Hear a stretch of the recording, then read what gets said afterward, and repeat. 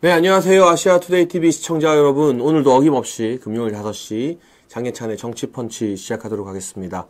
목요일 오후 2시와 금요일 오후 5시 정치펀치와 함께 해주시는 분들 점점 더 늘어나서 감사한 마음이고요. 다른 데서 들을 수 없는 깊은 이야기, 비하인드 스토리 제가 정치펀치에서 최대한 많이 풀어볼게요. 주말에 앞두고 있는 오늘 퇴근길인 분들도 있고 일하는 분들, 쉬는 분들도 계실 텐데 함께 해주셔서 감사하고요. 구독과 좋아요 많이 눌러주십시오. 그리고 우리 방송 내용과 관련된 댓글은 제가 얼마든지 읽어드리고 소통을 하는데 저의 방송 내용과 관련 없는 다른 언급은 방송 진행에 방해가 되기 때문에 삭제될 수 있다는 점 미리 양해를 부탁드립니다. 오늘 첫 번째 주제는 역시나 계속되고 있는 한동훈 대표 가족의 여론조작, 한가족 드루킹 사건 이야기에서 이제는 조금 국면이 바뀌고 있다. 저도 한편으로는 이 이야기를 이렇게까지 오래 하게 될 줄은 몰랐습니다. 사실 정말 명확하게 한동훈 대표 가족들이 조직적으로 여론 조작을 한 정황이 빼박이라고 하죠. 정말 부인할 수 없는 증거로 드러났기 때문에 정상적인 정치인이라면, 상식적인 정무적 판단을 할 수 있다면 이걸 빨리 인정하고 납작 엎드려서 사과하고 넘어가는 게 적어도 제가 아는 정치적 상식이라고 생각을 했습니다. 그러나 여러분 지금까지 보시고 계신 것처럼 한동훈 대표는 그냥 부인도 긍정도 하지 못하고 잡아떼고 있죠. 많은 정치인들이 요구하는 건 간단합니다. 가족이 안 했다. 가족이 아니다. 이 6글자. 이 6글자만 한동훈 대표가 이야기하면 얼마든지 믿어줄게.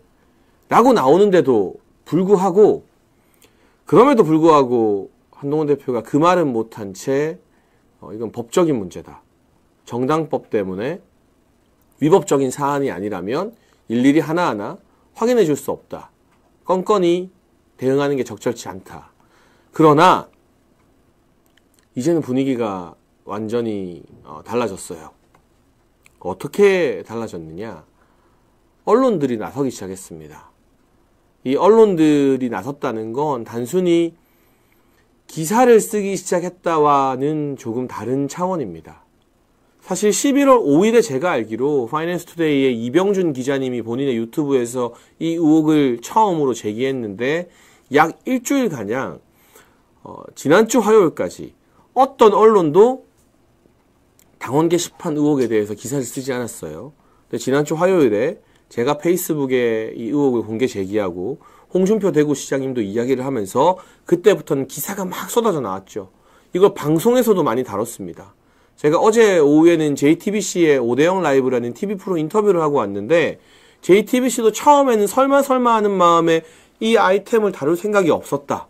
하지만 갈수록 더 많은 증거가 공개되고 한동훈 대표가 우물쭈물하면서 런동훈이라는 별명까지 얻으면서 기자들이 피해 다니고 기자들을 만나서도 가족이 아니다라는 간단한 말도 못하는 걸 보니 이제는 이 의혹을 파헤칠 수밖에 없다. 이 아이템을 다룰 수밖에 없다라고 이야기를 하더라고요. 근데 여기서 이제 한 단계 더 나간 거예요. 뭐가 더 나갔냐? 단순히 한동훈 대표 가족 의혹에 대한 이 일가족 여론 조작에 대한 기사가 쏟아지고 방송에서 아이템으로 다루고 TV 뉴스에 나오는 거랑 주요 언론사의 신문 사설로 이 문제를 언급하는 거는 또 차원이 다르거든요.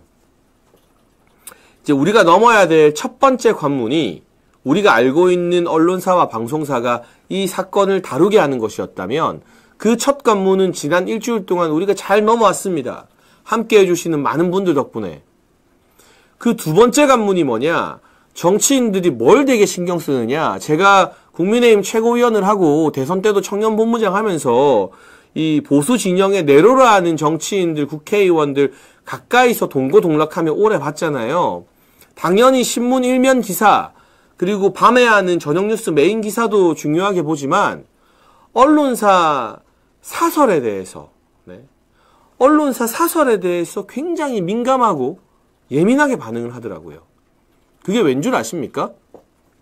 기사는요, 아무리 비판적 시각이나 뭔가 특정 정치인을 띄워주거나 아니면 비판하거나 해도 그 한계가 있어요. 물론 우리가 익히 아는 것처럼 뭐 조선일보, 동아일보, 또 우리 아시아투데이 좀 보수적인 성향이다. 한겨레, 경향, 진보적인 성향이다.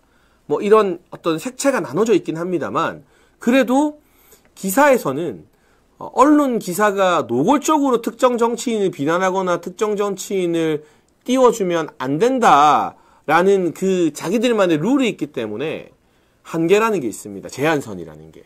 뭐 언론사마다 조금씩은 다르겠지만. 근데 예외가 뭐냐? 바로 사설과 칼럼입니다. 네. 사칼. 이렇게 굉장히 이게 사납게 들리는데 이 사설과 칼럼은요. 기사가 아니라 그 신문사가 가지고 있는 의견을 적극적으로 개진하는 창구예요. 그래서 대다수의 신문사에서는 일면이 제일 중요하죠. 그러나 사설과 칼럼은 보통 뒤쪽에 많이 배치되어 있습니다. 작은 박스로.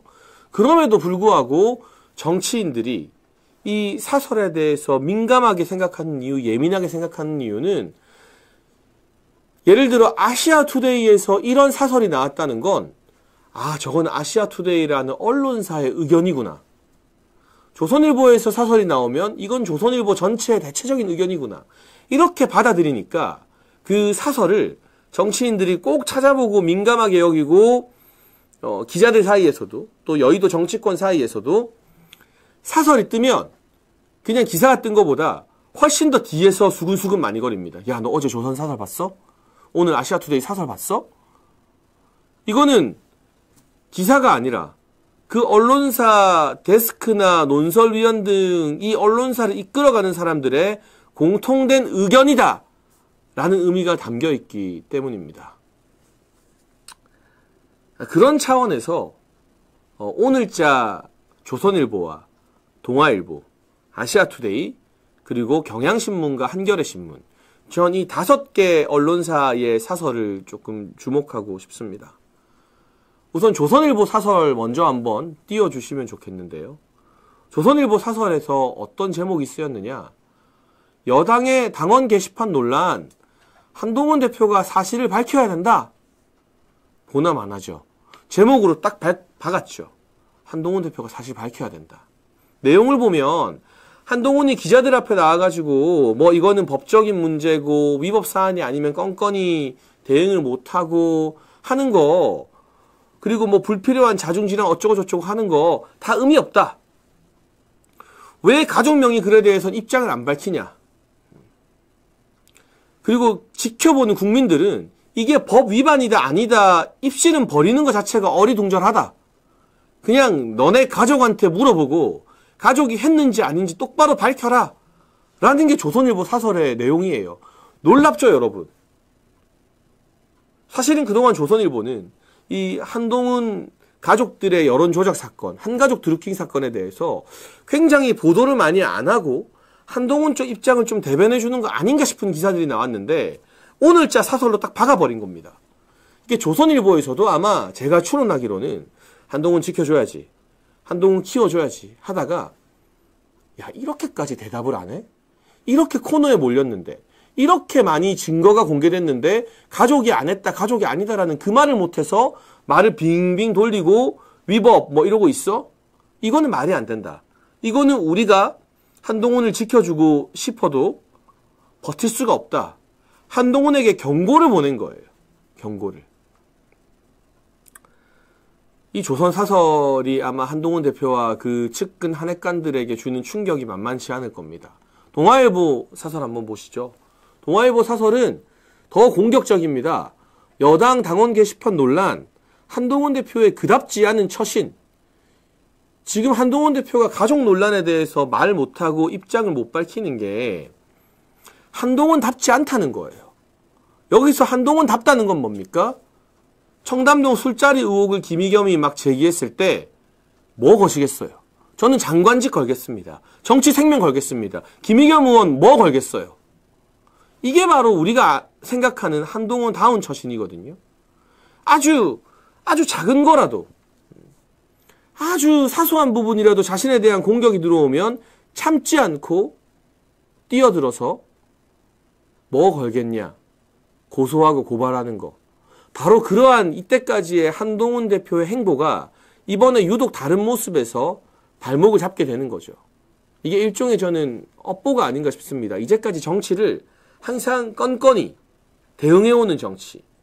무슨 일만 있으면 고소고발하는 정치로 일관해 왔었기 때문에 왜 이번에는 그런 정치를 안 하냐? 왜 이번에는 그렇게 고소고발 못하냐?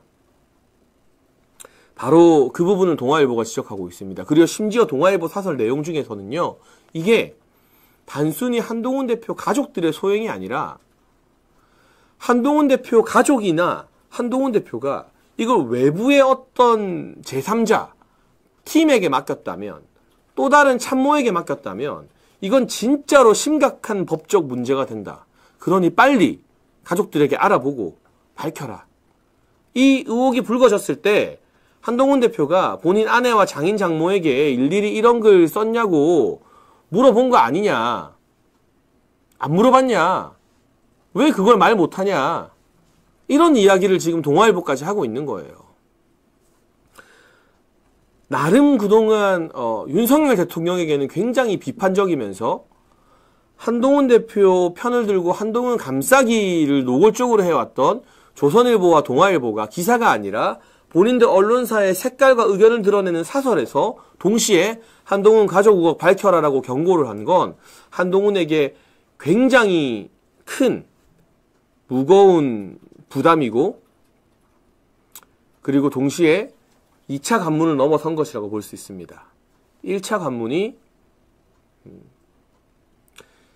관문이 바로 이걸 메이저 언론과 방송에서 다루게 하는 것이었다면 2차 관문은 언론사 사설 그 고비를 넘게 된 거죠. 아시아TV래요. 네, 제가 지금 아시아투데이 TV 정치펀치를 진행하고 있죠.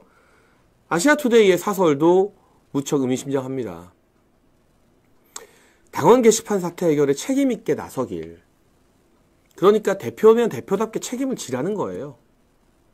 지금 한동훈 대표나 친한계에선 이런 말을 합니다. 이 당원 게시판 문제로 시끄러운 바람에 이재명 재판이나 다른 이슈가 덮인다. 그리고 자중질환이 일어난다.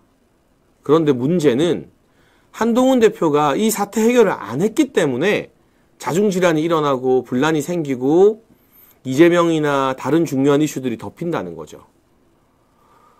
한동훈 대표가 과거 김건희 여사를 향해서는 뭐라고 했습니까? 이재명 1심 재판 나오기 전에 김건희 여사 문제를 정리해야 된다고 말했잖아요. 그런데 왜 정작 자기 가족 문제가 되니까 이재명 재판 이전에 이걸 정리하지 않고 이재명 재판 때문에 이거 그냥 묻고 넘어가자라고 합니까? 완전 내로남불이죠. 국민 눈높이가 아니라 내로남불 눈높이인 거죠.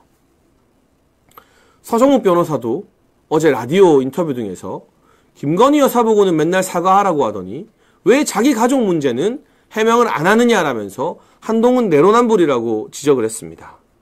그리고 오늘 한동훈 대표가 참석한 행사가 끝나고 기자들이 질문을 하는데 다들 이 가족 문제 왜 해명 안 하냐, 어떻게 할 거냐 라고 질문을 하니까 한동훈 대표가 이렇게 대답합니다. 어제 충분히 이야기한 것 같다. 어제 이야기로 가름하겠다. 요새 한동훈 대표에게 새로운 별명이 2개 생겼어요. 하나가 런동훈이고요. 기자들 피해서 막 도망다니는 장면 찍혀서. 두 번째가 바로 한가름이라고 합니다. 앞에 한 이야기로 가름하겠습니다. 전에 한 이야기로 가름하겠습니다. 가름하겠다. 할 말이 없으니까. 대답을 못하니까. 한가름이 되고 있는 거예요. 정치인은요, 여러분, 우스워 보이면 끝입니다. 그리고 당당하고 떳떳하지 못하면 끝이에요. 그래서 이건 안 좋은 일이지만 실제 문제가 되고 잘못을 저지른 정치인들조차 카메라 앞에서, 기자들 앞에서는 나는 아무 잘못한 거 없다. 나는 결백하다. 이렇게 말하는 이유가 당당하고 떳떳하지 못한 모습을 보이는 순간 사실 정치 생명이 끝난 거나 마찬가지이기 때문입니다. 그런데 한동훈 대표는 가족이 아니다라는 6글자를 말 못해서 가름하겠습니다. 가름했습니다. 가름. 한가름이 되고 있으니 이미 이 자체로 당당함, 떳떳함과는 거리가 먼 정치적 나락의 수렁으로 빠지고 있습니다. 또 저의 지역구 수영현대 살고 있는 환영님이 말씀하셨네요. 제가 수영현대 앞에 야채 차에도 가고 막 했었는데 너무 반갑습니다. 그런데 여러분, 조선일보와 동아일보, 아시아투데이와 같은 보수 신문만, 보수 언론만 사설로 이렇게 한동훈 대표를 지적하는 걸까요? 그렇지 않습니다. 네. 경향신문과 한겨레신문이라는 진보 진영에서 가장 영향력이 큰 두 신문도 사설로 한동훈 대표가 입장을 밝혀야 한다고 말하고 있죠. 먼저 경향신문 사설 한번 보겠습니다.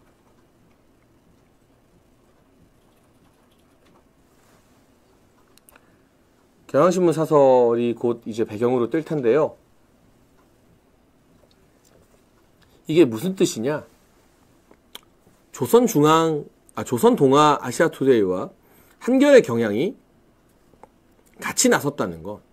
이 문제가 보수 진영의 문제나 진보 진영의 문제가 아니다. 이거는 보수와 진보 언론들이 모두 한동훈 대표가 책임져라, 한동훈 대표가 해명해라라고 말할 정도로 국민적인 의혹이고 국민적인 관심사가 되었다라는 걸 뜻하는 거죠. 이게 보수 진영 내부에, 국민의힘이라는 정당 내부에서 어떤 계파 갈등이 아니라는 거예요. 처음에 한동훈 대표 측에서는 이걸 친윤과 친한의 계파 갈등이다. 친윤들이 한동훈 대표를 공격하는 거다라고 프레이밍을 하려고 했고, 지금도 뭐 그런 입장을 유지하고 있습니다만, 이게 더 이상 친윤, 친한 문제가 아니라 국민적인 관심사, 국민적인 의혹이 됐다라는 거예요. 그러니까 조선도, 동아도, 아시아투데이도 여기에 전혀 언론사로서의 색깔이 다른 한겨레와 경향까지도 나서게 된 거예요. 이 조선, 동아, 아투, 한겨레, 경향의 사설을 쓰는 거는 대부분 아마 논설위원이라고 하는 정치 부장 다 하고 국장급 이상의 그 언론사의 최고 실력자들이 이렇게 사설을 쓰는 거거든요. 데스크가 의견을 공통으로 모아서 이건 정말 중요한 문제고 사설로 이렇게 입장을 낸다는 건 우리 언론사의 생각이 이겁니다. 우리 언론사의 의견이 이겁니다. 라는 뜻인데, 그런데 여러분, 조선일보와 경향신문이 서로 회의를 하겠습니까? 동아일보와 한겨레가 야, 우리 오늘 이거 쓰자라고 서로 말을 맞출까요? 아시아투데이 사설을 쓰는 논설위원과 데스크가 경향에다가 물어보겠습니까? 아니면 조선에다가 물어보겠어요? 아니죠. 그야말로 국민적 관심사이고 국민적 의혹이고 한동훈 대표의 행태가 평소와 달라도 너무 다르게 우물쭈물하고 있기 때문에, 그렇기 때문에 마치 짠 것처럼 5개 언론사, 주요 언론사에서 보수, 진보 상관없이 한동훈 왜 평소와 다른가? 윤부부 비방글, 한동훈은 왜 평소와 다른가? 경향, 한겨레 뭐 다 띄워주세요, 사설들. 네, 차례차례. 한동훈이 책임져야 된다. 한동훈이 이제까지 모습과 다르다고 말하는 거예요. 저는 이제 드디어 두 번째 관문을 넘어서게 된 것 같습니다. 한동훈 측에서는 이게 처음 의혹이 제기됐을 때 일주일 동안 기사가 안 나는 걸 보고 안심을 했을 거예요. 그리고 일주일 동안 이게 기사가 안 나도록, 그러니까 온라인 기사로 네이버에 뜨거나 방송국에서 이 아이템을 다루지 않도록 제가 알기로는 정말 전화 많이 돌리고 기자들을 회유하고 압박하고 이거 기사 내지 마라. 별거 아니다. 아무것도 아니다. 그렇게 일주일간 갖은 노력으로 이걸 꾹꾹 눌러왔죠. 하지만 지난주 화요일부터 뭐 저도 저지만 강력한 스피커인 대구의 홍준표 시장님, 그리고 그 이후에 이 국민의힘 정당의 유력한 국회의원들, 정치인들이 나서고 의총에서 따지고 하면서, 특히 의총에서 용기 있게 이 문제를 지적한 강승규 의원이나 김미애 의원, 뭐 여러 의원들이 있는데, 여러분 김미애 의원 같은 경우는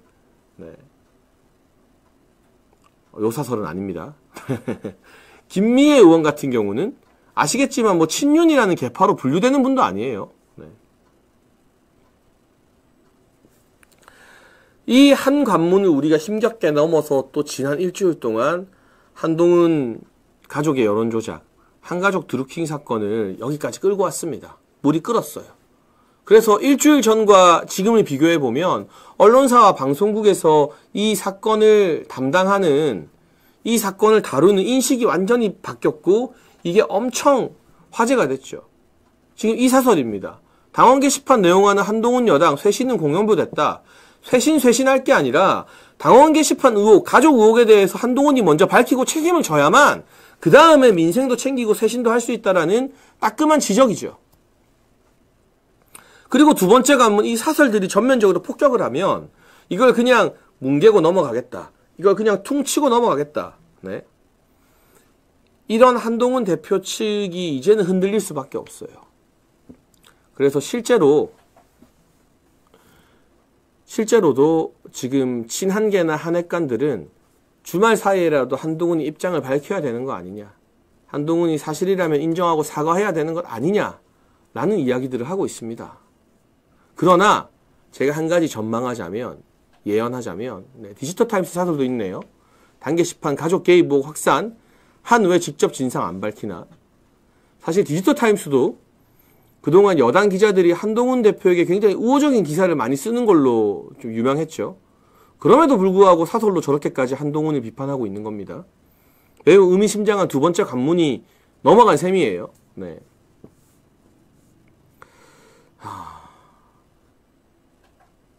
더 이상 한동훈 대표가 버티고 뭉개는 건 불가능한 국면까지 왔지만 그럼에도 불구하고 한동훈 대표와 그 주변의 검사 출신 측근들은 법꾸라지이기 때문에 법을 누구보다 잘 알아서 이게 법에 안 걸리는 법을 잘 만드는 법꾸라지들, 법 기술자들이기 때문에 위법하지 않다. 법적으로 문제가 안 된다는 명분으로 이걸 뭉개고 버티려고 할 겁니다. 하지만 법과 정치는 달라요.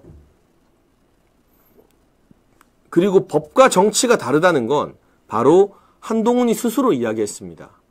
명태균 사건이 터지고 막 시끄러울 때 저는 명태균이라는 사람이 책임지지 못할 허황된 이야기를, 허풍을 막 하고 있다고 지금도 생각하고 있습니다만 그때 한동훈 대표가 용산 대통령실을 향해서 뭐라고 발언했는지 아십니까?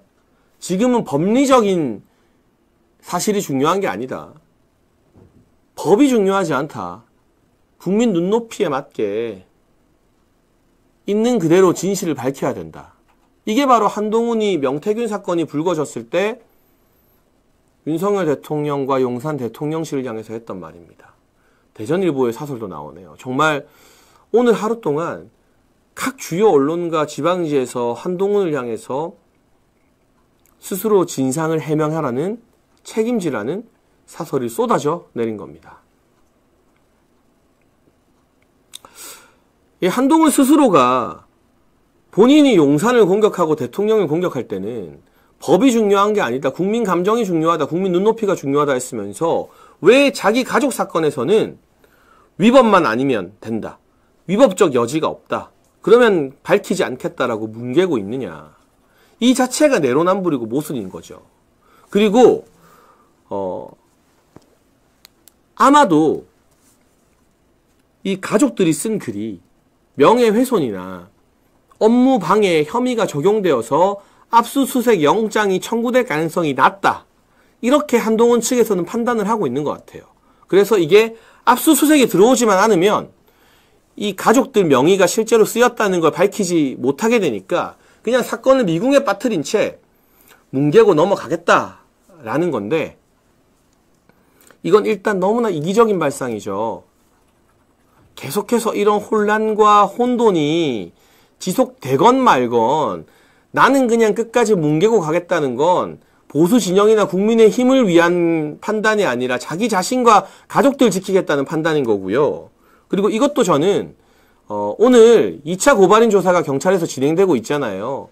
자유한국당의 오상종 대표님이나 청년 당원들 경찰 조사를 받는데 경찰이 매우 빠르게 한동훈 가족 계정에 대한 고소가 이뤄지고 일주일도 지나지 않아서 고발인 조사를 하는 거거든요.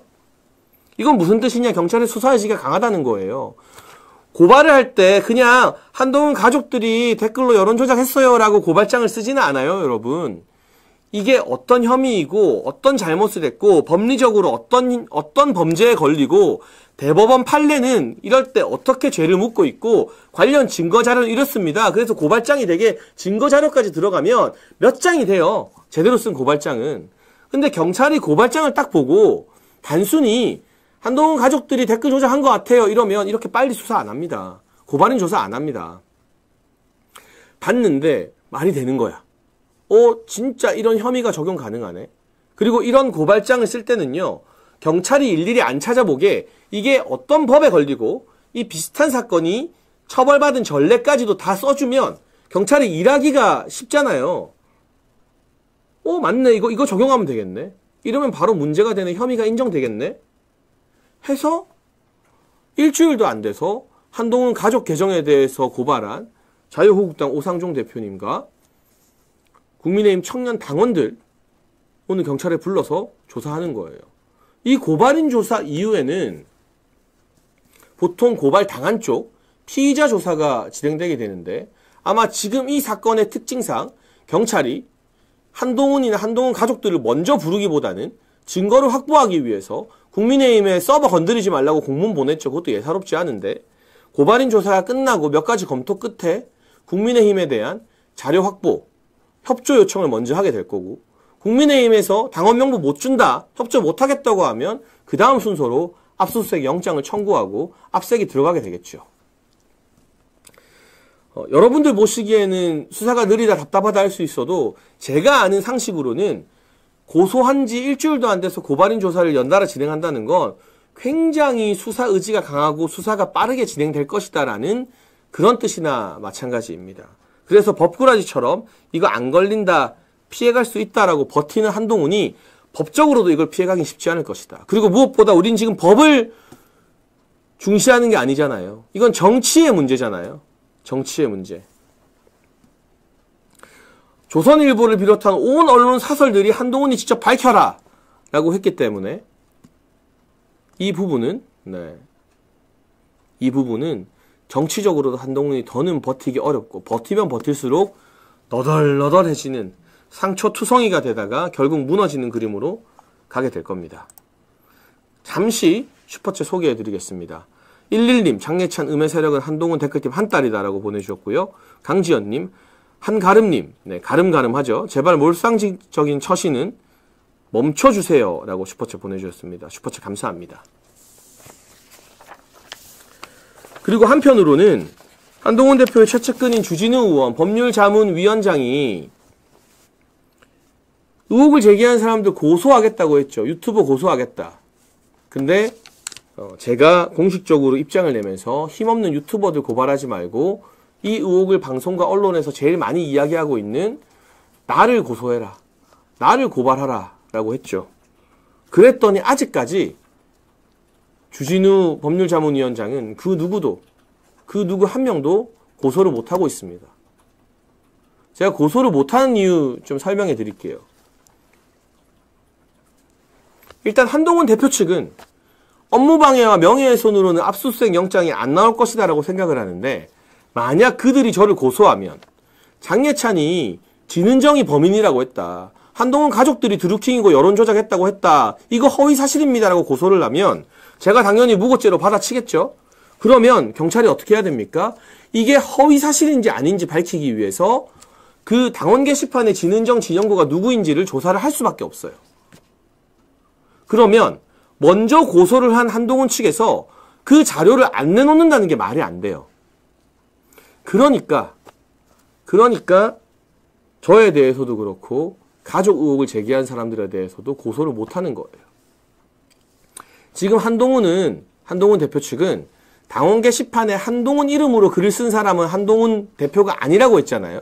그러면 이들이 꼼수를 써서 만약 가족 의혹, 진은정, 진영구, 최영호, 허수옥, 한지윤에 대해서 의혹 제기한 건 쏙 빼고 그 한동훈 계정에 대해서만 허위 사실로 고소를 한다? 이러면 어떤 일이 발생하느냐? 기자들이 바로 질문할 겁니다. 한동훈은 아니라며. 그래서 고소한 거 알겠어. 근데 왜 가족 의혹에 대해서는 고소 안 하냐? 고소장에서 왜 가족 의혹은 빠뜨리냐?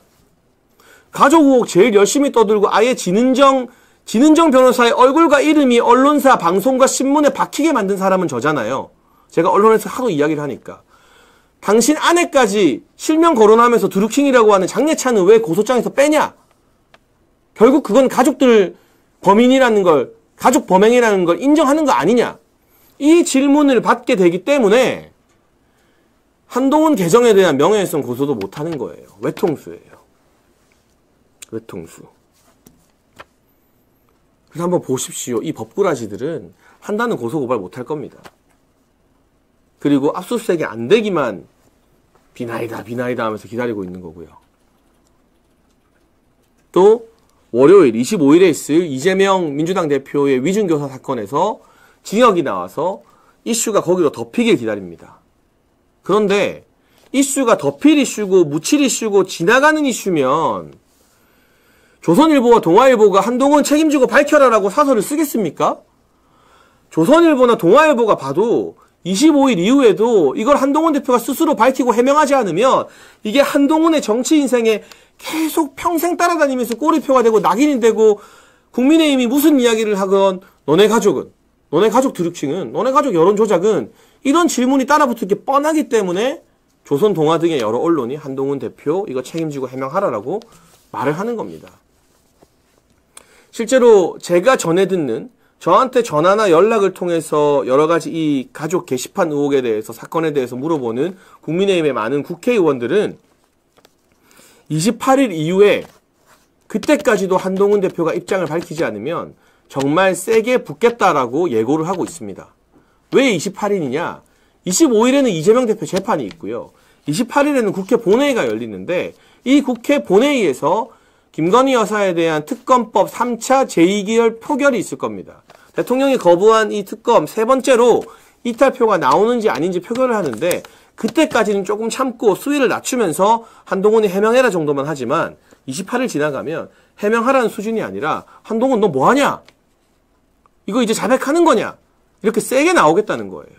그래서 결코 한동훈 대표가 원하는 것처럼 25일과 28일 이후에 이 사건이 묻힐 일은 없다. 언론의 2차 간문, 사설로 한동훈 책임론을 묻기 시작한 이 지점부터 새로운 페이지가 열렸다. 라는 걸 말씀을 드려야 될 것 같고요. 또 슈퍼챗 좀 소개해 드릴게요. 귀마님, 장채고 파이팅이라고 귀한 슈퍼챗 보내주셨습니다. 감사합니다. 그리고 미연킨님, 선비 국힘들만 있었으면 단계 언론화 안 되었을 텐데 장예찬님 좌파 언론에 가서 알리고 싸우는 것 보니 고맙고 감사하더라고요. 이 시국에 장채고 없었으면 묻힐 뻔했어요. 이병준 기자와 장채고가 아주 큰일 하셨어요. 우리 보수님들 응원해주고 힘을 실어주자고요. 그리고 강지연님도 한동훈 한딸들은 보수가 아닙니다. 완전 좌파 쪽에서 온 사람들 너무 많아요. 보수의 정체성마저 파괴하려는 자들입니다. 라고 보내주셨습니다. 그리고 몇 가지 댓글로 올라온 질문들에 소통을 해드리자면 저는 개혁신당 이준석 의원이랑 연합한 적이 없습니다. 전화가 오면 그게 누구 전화든 받는 게 기본이고 전화 한 통 한 게 전부입니다. 그 전화에서 제가 한동훈 게시판 의혹이 이러이러하다라고 알려준 것뿐이에요. 그게 어떻게 연합이 되죠? 그리고 제가 그러면 이준석 의원 보고 한동훈 편 들어라, 한동훈 비판하지 말라라고 말해야 됩니까? 네. 말도 안 되는 억지 주장과 음해라고 할 수 있는 것이고요. 그리고 제가 한동훈에게 퇴로를 열어준다, 가족이 했다고 하라라는 것도 인터뷰를 보시면 나오지만 이거는 진은정이 했다고 제가 그 누구보다 저를 소송하라, 나를 고소하라고 하면서까지 언론에서 세게 이야기하고 있어요. 그런데 왜 퇴로를 열어준다고 했냐? 이게 만약 가족이라는 걸 인정 안 하고 있다가 진은정 변호사나 한동훈 대표가 외부의 다른 사람들에게 이걸 맡겼다는 게 알려지면 제3자가 썼다, 가족이 아니라 다른 사람이 썼다는 게 알려지면 이게 훨씬 더 큰 일이다. 더 심각한 문제가 된다. 그러니까 지금 한동훈 가족들의 여론조작 사건이 단순히 가족들의 어떤 여론조작이나 일탈이 아니라 훨씬 더 큰 범죄도 될 수 있다는 걸 제가 넌지시 알려주는 거죠. 그러면서 한동훈 대표 측을 이렇게까지 내가 하는데도 고소 못해라고 소위 말해 긁고 있는 건데 그걸 또 왜곡하고 음해해서 장예찬이 퇴로를 제안했다. 뭐 이런 건 정말 말도 안 되는 일인 것 같습니다. 네. 참 수준 이하의 음해지만 그래도 여러분이 오해가 없도록 제가 소개를 해드리는 거고요. 한편으로는 어제 장성철 평론가가 MBC 라디오에서 이거는 한동훈 대표 가족이 쓴 게 아니라 임모 씨가 글을 쓴 것으로 경찰 조사에서 확인이 됐다는 것도 제가 오늘 페이스북과 방송에서 정정을 했는데, 이 임모 씨는 한동훈 대표 가족 여론조작, 한가족 드루킹 사건과 전혀 상관이 없는 당원 게시판에 윤석열 대통령에 대한 살해 협박을 남긴 사람입니다. 그래서 국민의힘 당에서 이 임모 씨에 대한 정보를 경찰에 자발적으로 제공을 했다고 해요. 그래서 경찰이 20대 남성인 임모 씨를 특정한 건데, 장성철 평론가의 말을 듣고 신이 난 일부 한핵관과 한딸들이 임모 씨라며 가족 아니라며라고 하고 있는데, 제가 앞에 말한 것처럼 만약 가족이 아니고 남이 했으면 더 큰 문제가 되는 거고요. 이 임모 씨는 애초에 한동훈 가족 사건과 상관이 없는 대통령 살해 협박글을 남긴 사람이다. 전혀 다른 사건이다. 라는 점까지도 확인을 해드리겠습니다. 네. 자, 뭐 여러 가지 댓글에 대한 소통도 한 것 같고요. 그 사이 또 슈퍼챗 왔는데요. 11님, 단기 이슈가 한동훈 잡는 결정적 막타가 되면 장예찬과 비대위 갤러리 스피커들에게 공이 돌아가는 게 배 아픈 분들이 있다라고 하셨고요. 근데 뭐 너무 감사한데 우리 또 각자의 영역에서 다들 열심히 하고 있으니까요. 오해가 없도록 다른 분들에 대한 비판보다는 네, 우리끼리 서로 열심히 응원하는 그런 문화가 있었으면 좋겠습니다. 호 회장님도 장예찬님 항상 응원합니다. 화이팅이라고 슈퍼챗 보내주셨어요. 이게 아이콘이 강아지인 것 같은데 너무 귀엽네요. 김애수더님, 호남 전주서 응원합니다. 윤 대통령님은 모든 것이 진실입니다. 네, 정말 소중한 호남 보수입니다. 감사합니다. 네. 뭐 제가 다른 고생하는 사람들을 폄하했다는 댓글도 있는데, 저는 저에 대한 말도 안 되는 인신공격과 음해에 대해서 항변을 하는 과정에서 열변을 토했지, 제가 먼저 누구를 공격하거나 언급하거나 음해할 의사도 없고 한 적도 없습니다. 여러분, 우리 모두 서로 각자 잘하는 분야에서 최선을 다해서 이 진실을 밝히자, 같이 힘내자라는 말씀을 좀 드리고 싶네요. 네. 자, 2부 주제로 한번 넘어가 보죠. 제가 원래 이 정치펀치에서는 2부에 꼭 외교 안보 이슈를 다뤘어요. 이제까지 한 번도 빠짐없이.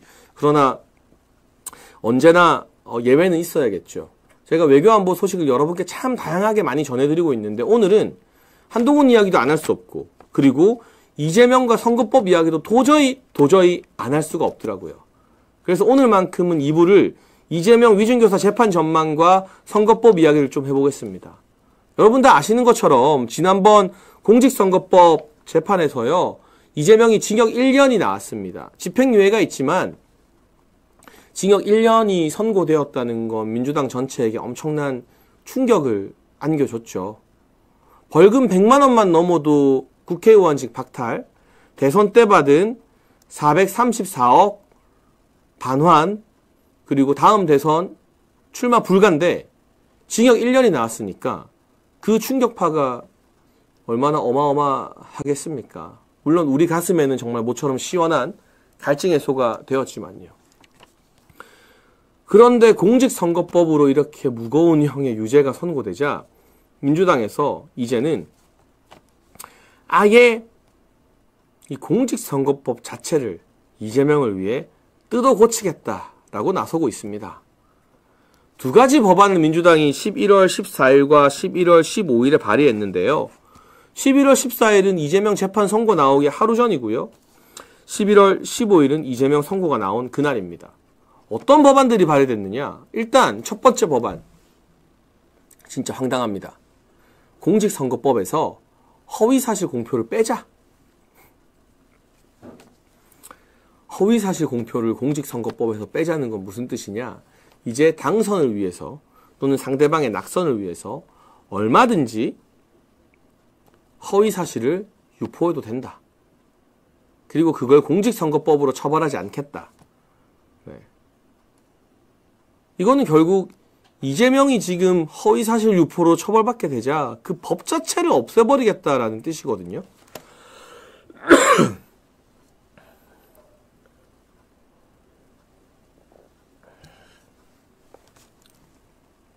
비유를 하자면 음주운전으로 걸린 사람이 음주운전 처벌을 빼자. 뭐 이런 말도 안 되는.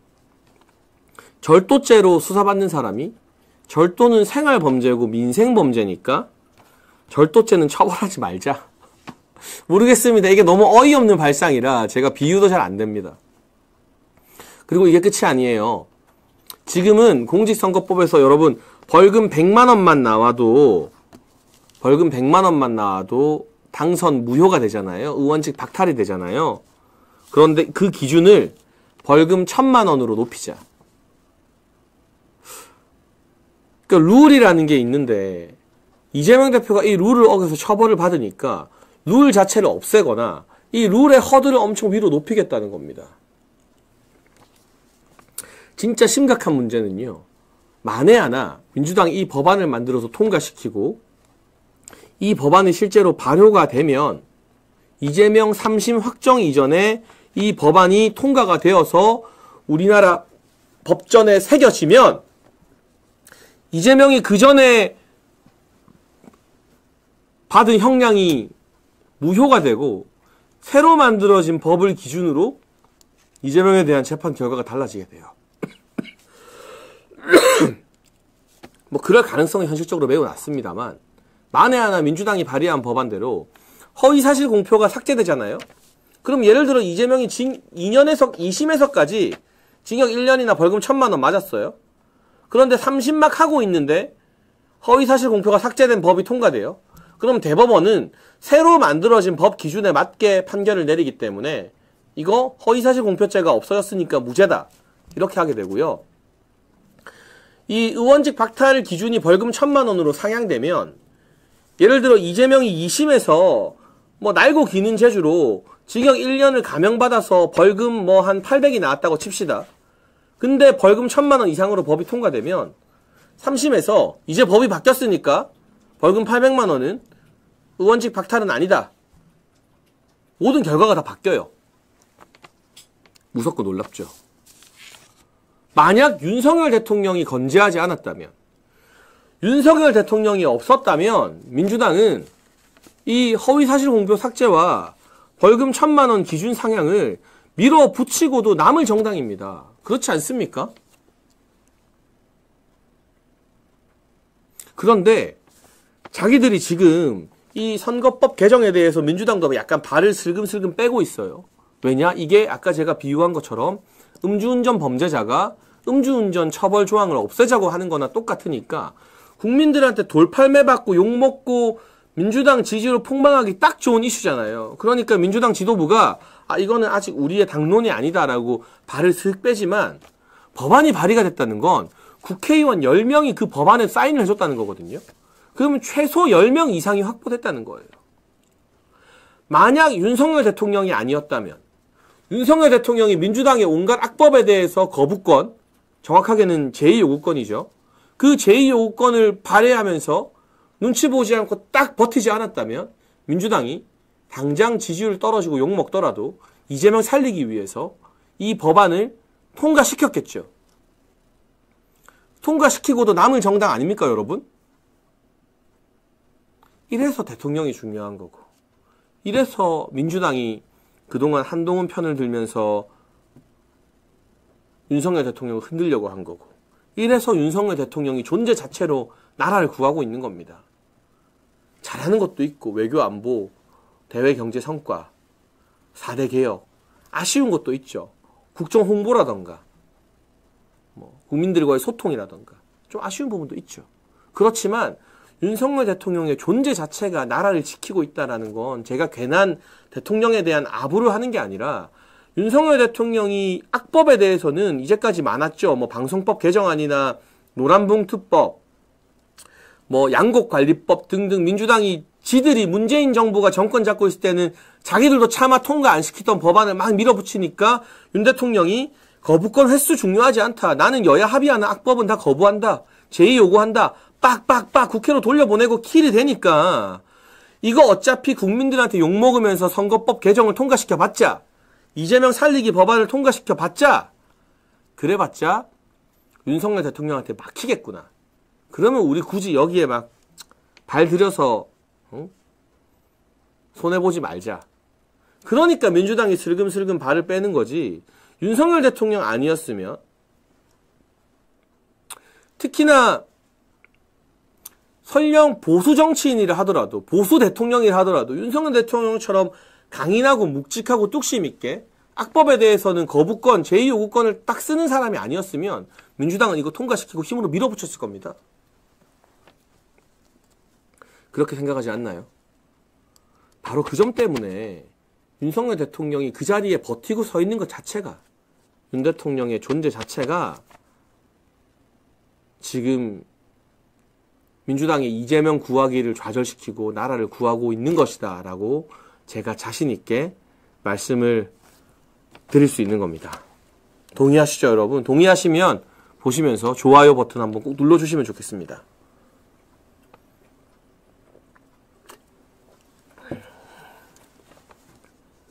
민주당은 공직선거법 1심에서 유죄 판결이 나오자 판사를 향해서, 사법부를 향해서 욕이나 다름없는 막말을 막 쏟아냈습니다. 미친 정권에 미친 사법부다. 정권에 부역하는 판사다. 심지어는 뭐 서울법대 나온 판사 맞냐? 이런 말도 국회의원들이 대놓고 하더라고요. 공개적으로.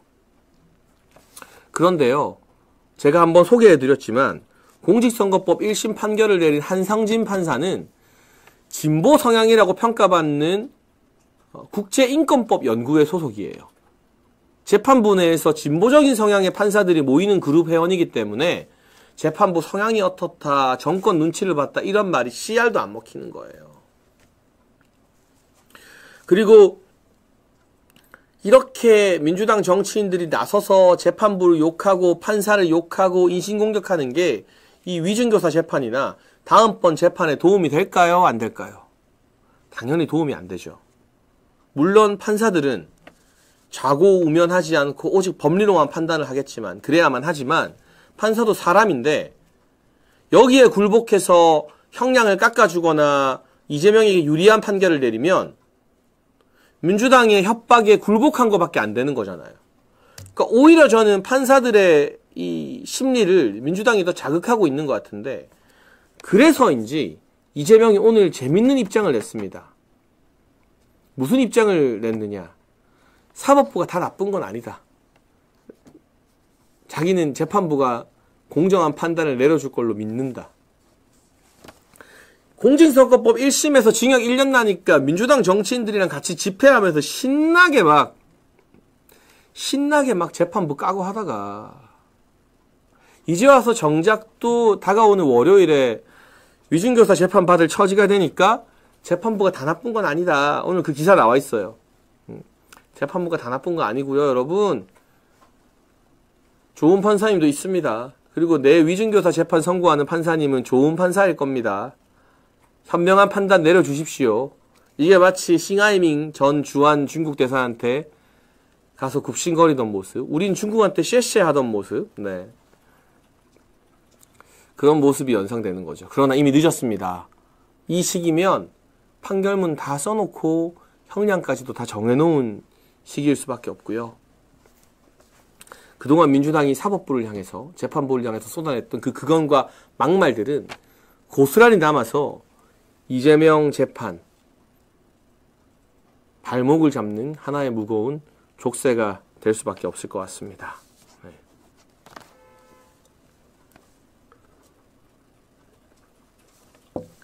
월요일에 위중교사 선고까지 나오고 나면 어떻게 될까요? 공직선거법 징역 1년으로도 사실 민주당 전체가 패닉에 빠졌는데, 위증교사에서 징역 1년 6개월, 징역 2년 등등 뭐 조국의 전례를 봤을 때 법정 구속의 가능성은 조금 낮을 것 같습니다만,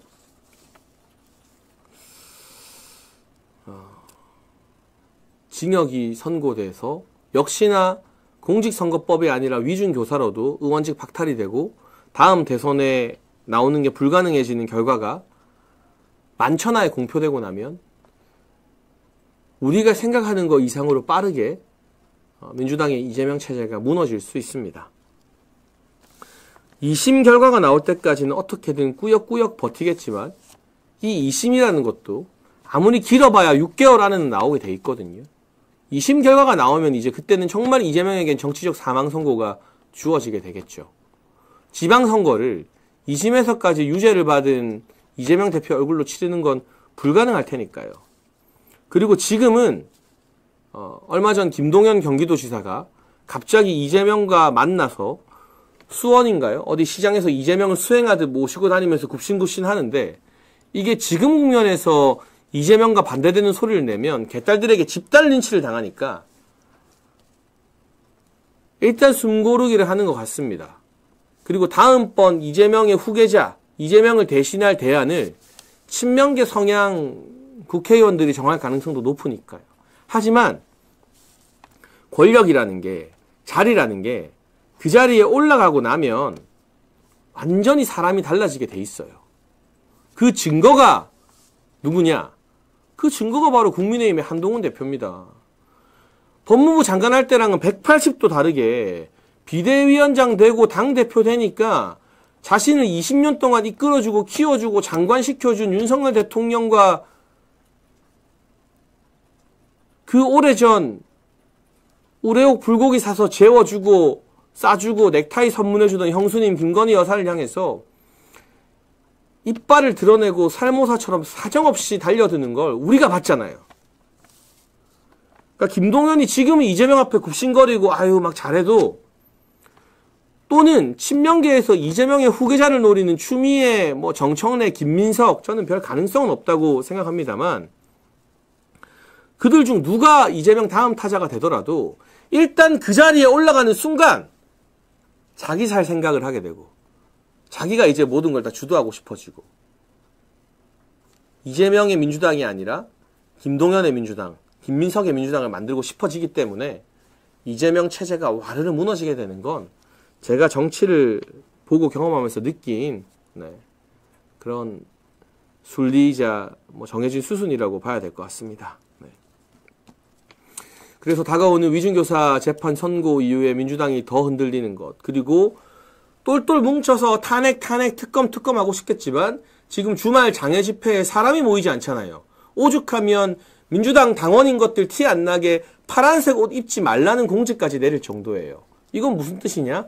집회가 폭망했다는 뜻이죠.